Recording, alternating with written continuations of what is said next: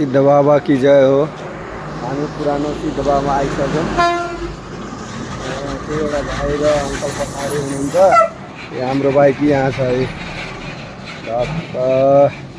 Expel हो होइन भाइ, सही राइडिङमा सही अफरोडमा त एकदम मजा आइरहेछ कि चलाउन नि बस्न नि एकदम राम्रो छ।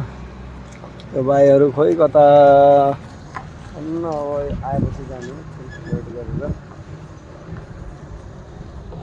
सही चिसो छ उताभन्दा उताको हावा त एकदमै चिसो छ।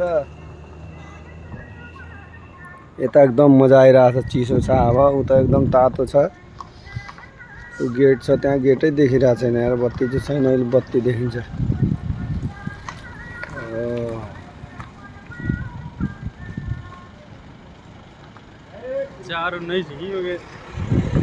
यार पुगिन्छ।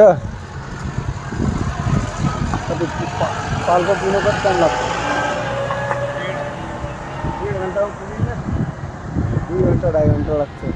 ल आइसके भाइहरू, अब हामी जानु लाग्यो।